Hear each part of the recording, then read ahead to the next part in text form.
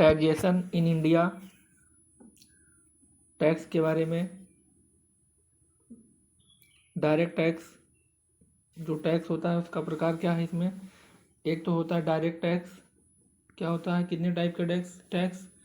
पहला direct tax, income tax, corporation tax, property tax. अभी जो टैक्स बच रहे हैं इसके जीएसटी आने के बाद में, वह कौन कौन से टैक्स हैं। डायरेक्ट, इनकम, कॉरपोरेशन और प्रॉपर्टी। जीएसटी क्या है।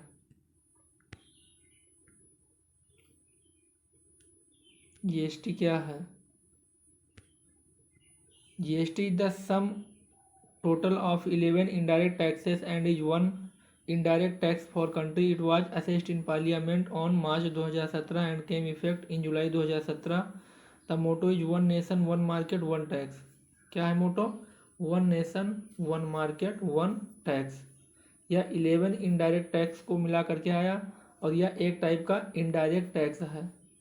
जीएसटी क्या है, इनडायरेक्ट टैक्स। अगर एग्जाम में पूछा जाता है कि जीएसटी किस प्रकार का टैक्स है तो क्या बताना है। GST is a type of indirect tax.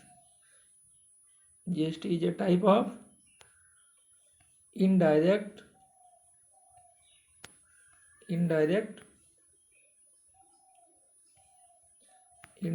Tax.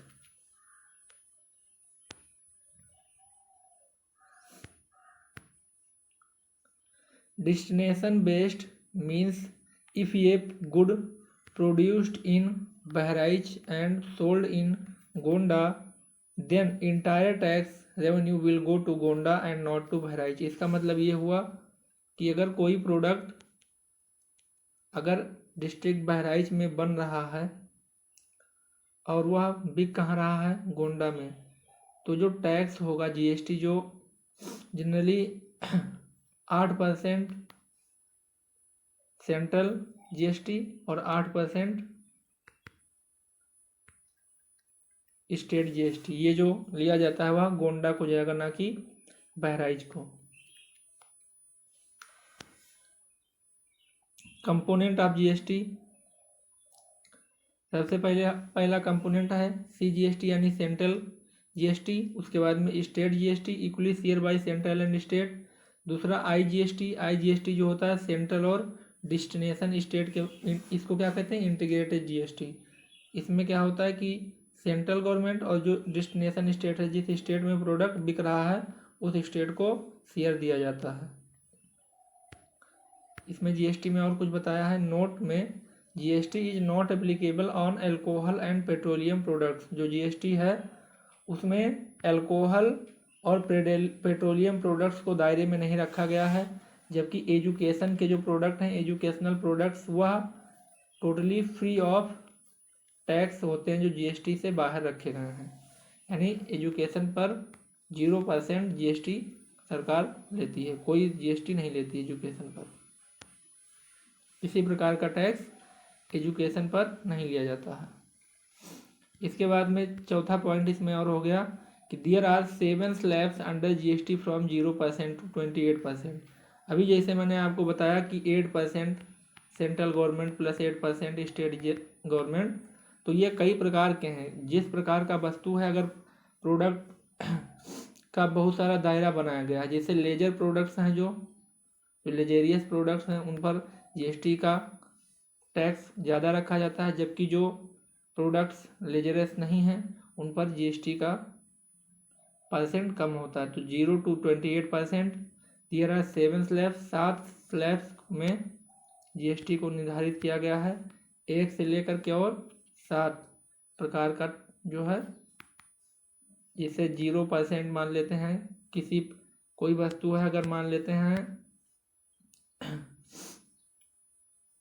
Parle biscuit है, तो उस पर परसेंट ऑफ जीएसटी 8% हो गया, जबकि और इसी प्रकार ये एक प्रोडक्ट हो गया। उसके बाद में 7 प्रकार का ये स्लैब बनाया गया सरकार द्वारा, जो 0 से लेकर के 28% तक, मैक्सिमम 28% तक टैक्स सरकार लेती है प्रोडक्ट पर।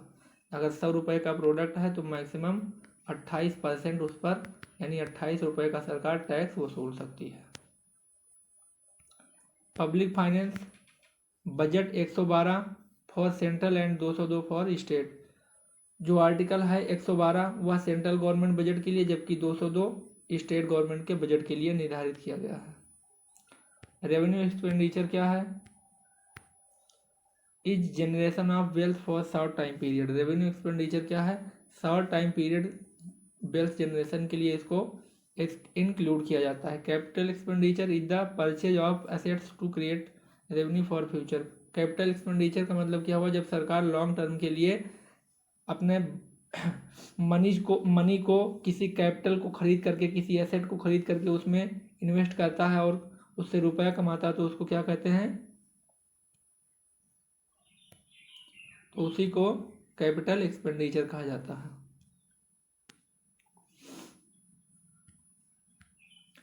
Revenue receipts are those receipt that do not lead to a claim on government. Revenue receipt वैसा रिसीप्ट होता है जो सरकार पर किसी प्रकार का बोझ नहीं डालता है, इकोनॉमिक एक्सपेंड नहीं करना पड़ता सरकार को, उसी को रेवेन्यू रिसीप्ट्स कहते हैं।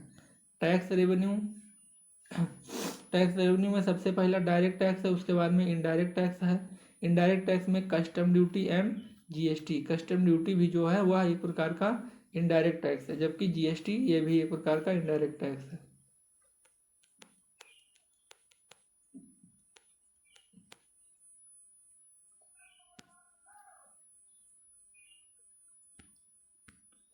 नॉन टैक्स रेवेन्यू क्या है? That received on loan, dividends and profit, fees and other received for services rendered by the government. Non tax revenue इसको कहते हैं जिसमें सरकार को टैक्स के फॉर्म में रिसीव्ड नहीं होता है पेमेंट या एसेट्स, उसी को कहते हैं नॉन टैक्स रेवेन्यू। जो रेवेन्यू सरकार को मिल रहा है वो टैक्स के फॉर्म में ना मिल करके, किसी सरकार ने मान लो किसी को लोन दे रखा है, या डिविडेंड्स किसी सरकार का किसी में हिस्सा है, किसी कंपनी में या किसी भी प्रकार का एसेट्स है उसमें हिस्सा मिल रहा है, तो उसको क्या कहेंगे? Non tax revenue. यानी इसको सरकार को टैक्स से ना मिल करके उसको लोन से, डिविडेंड से, अदर प्रॉफिट से सरकार रुपए जनरेट कर रहा है। रेवेन्यू एक्सपेंडिचर यानी सरकार खर्चा कर कहाँ रहा है, सरकार का रुपया अगर जा रहा है तो किस प्रकार से जा रहा है। तो सबसे पहले plan revenue expenditure 5 year plan में सरकार रुपये पे करता है। नॉन प्लान एक्सपेंडिचर का मतलब क्या हो गया कि इंटरेस्ट जो प्लान नहीं है सरकार का, एंड उसमें भी रुपए देना पड़ता है, इंटरेस्ट में देना पड़ता है सरकार को जो कर्जा लेता है। पेमेंट्स डिफेंस का जो खर्चा है, हमारे देश का जो डिफेंस है, आर्मीज, पेंशंस, हर प्रकार का जो सुविधा देती है सरकार। सब्सिडीज जो सब्सिडी देती है जनता को। सैलरीज जो कम एम्प्लॉयज़ को सैलरी देती है, जो एम्प्लॉयज़ को पेंशन देती है, उस प्रकार का नॉन प्लान एक्सपेंडिचर हो गया। इसके बाद में capital receives, the government receives money by way of loans और बाय सेलिंग इट्स एसेट्स, इसको कैपिटल रिसीव्स कहते हैं। यानी जो डायरेक्ट सरकार सेल कर रहा है अपना प्रोडक्ट, या किसी लोन में सरकार ने अपना हिस्सा दे रखा है, तो वह जो रुपया आ रहा है सरकार को, रेवेन्यू जनरेट हो उसको क्या कहेंगे? कैपिटल रिसीव्स कहेंगे।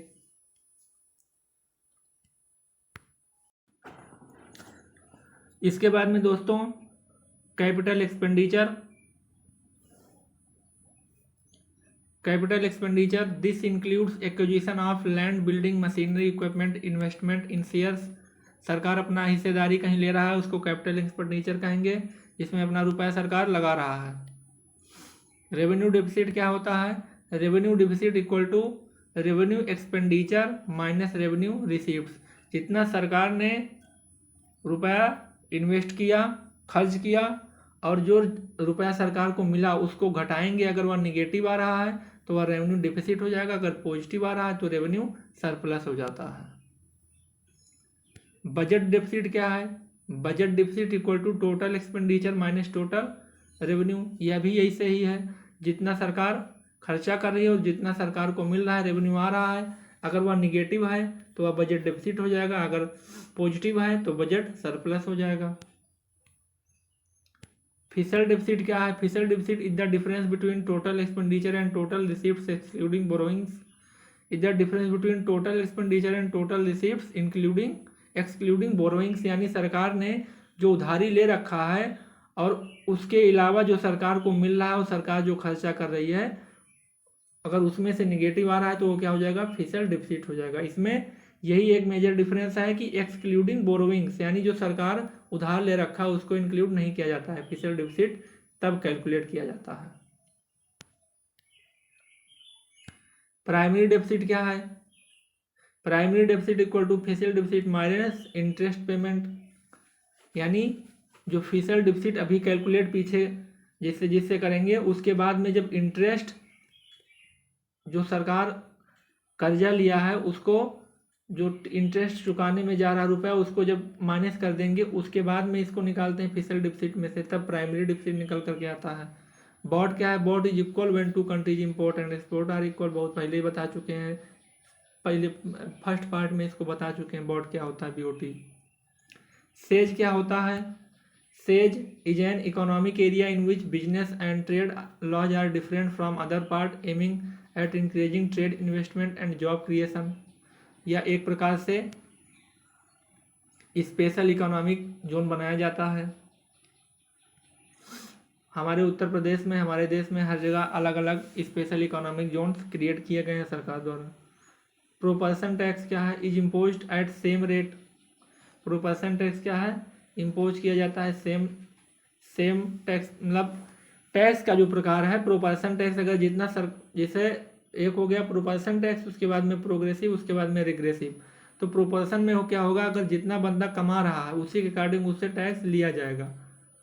जबकि प्रोग्रेसिव में क्या है कि इंक्रीज एज इनकम इंक्रीजेस, अगर उस पार्टिकुलर व्यक्ति का इनकम बढ़ रहा है तो उसका टैक्स भी सरकार बढ़ा देगी उसके ऊपर।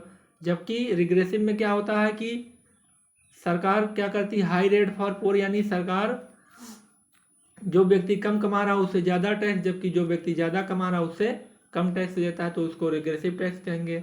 जो प्रोग्रेसिव टैक्स होता है वो हमारे इंडिया में फॉलो किया जाता है।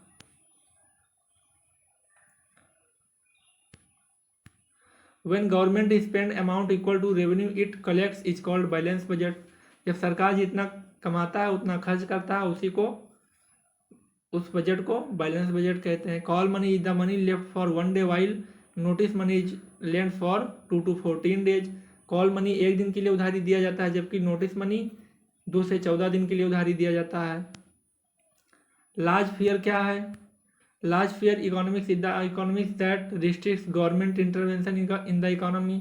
लार्ज फियर इकोनॉमी ऐसा इकोनॉमी होता है जहाँ पर गवर्नमेंट का इंटरवेंशन बहुत कम होता है, मिनिमम होता है, वहाँ पर सरकार अपना इंटरवेंट नहीं करता है इकोनॉमी में। Theory of opportunity cost is given by Gottfried Haberler. MSME act pass in 2006। MSME act यानी medium sector medium enterprises act कब पास किया गया, 2006 में।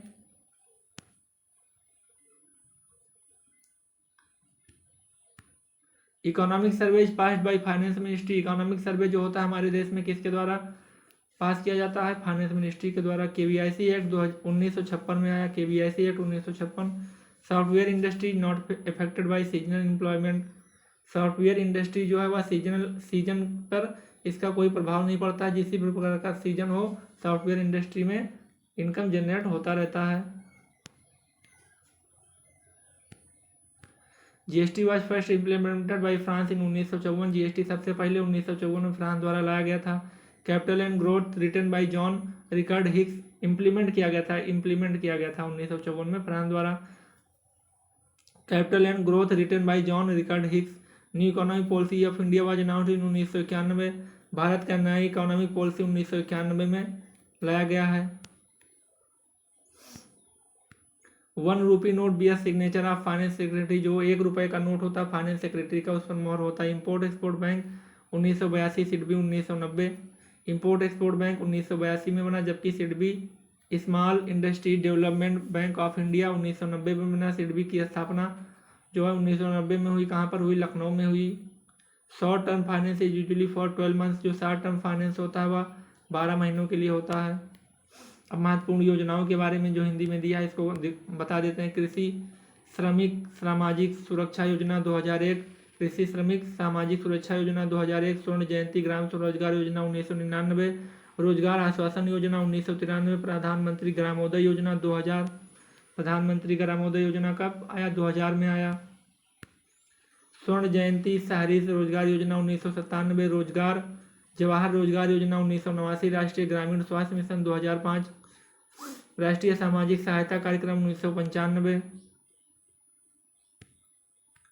संपूर्ण ग्रामीण रोजगार योजना 2001, संपूर्ण ग्रामीण रोजगार योजना सरकार के द्वारा 2001 में लाया गया। जनश्री बीमा योजना 2000 में लाया गया। राष्ट्रीय ग्रामीण स्वास्थ्य मिशन 2005 में आया, जिसको NRHM भी बोलते हैं, शॉर्ट में नेचर घोटाला फेमस है। MG नरेगा 2009 में, नरेगा पहले नाम था, 2006 में लाया गया था। उसके बाद में MG नरेगा यानी महात्मा गांधी नरेगा 2009 में इसको नाम बदल करके MG नरेगा कर दिया गया। आम आदमी बीमा योजना 2007। प्रमुख वित्तीय संस्थाएं और उनका स्थापना वर्ष। तो सबसे पहले रिजर्व बैंक ऑफ इंडिया, इसकी स्थापना 1935 में हुई। भारतीय औद्योगिक निगम यानी इंडियन इंडस्ट्रीज कॉरपोरेशन 1938। भारतीय औद्योगिक ऋण व निवेश निगम जनवरी 1955। स्टेट बैंक ऑफ इंडिया, भारतीय स्टेट बैंक 1955 में। भारतीय यूनिट ट्रस्ट मुख्यालय 1964।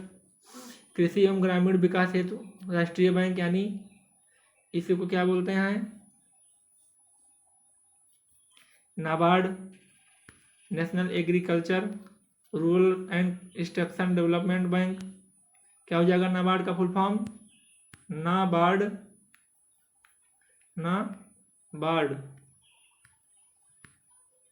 National agriculture bank for national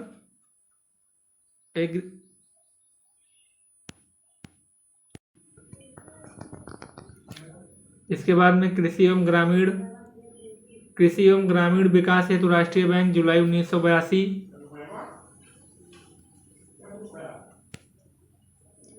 भारतीय औद्योगिक पुनर्निर्माण बैंक 1985।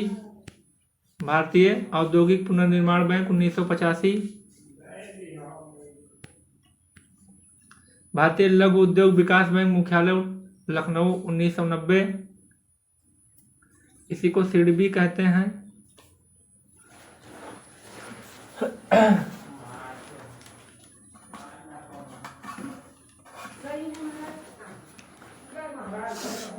भारतीय निर्यात आयात bank 1982। Import export bank of India 1982।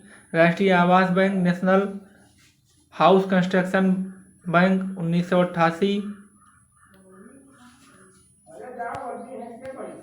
क्षेत्रीय ग्रामीण बैंक 1975। क्षेत्रीय यानी आरआरबीज की जो बात अभी आरओ में क्वेश्चन आया था, यह आरआरबीज की स्थापना कब हुई? 1975 में। भारतीय जीवन बीमा निगम 1956। भारतीय जीवन बीमा 1956। जबकि भारतीय साधारण बीमा निगम 1972। राष्ट्रीय कृषि तथा ग्रामीण विकास हेतु बैंक नाबार्ड 1982।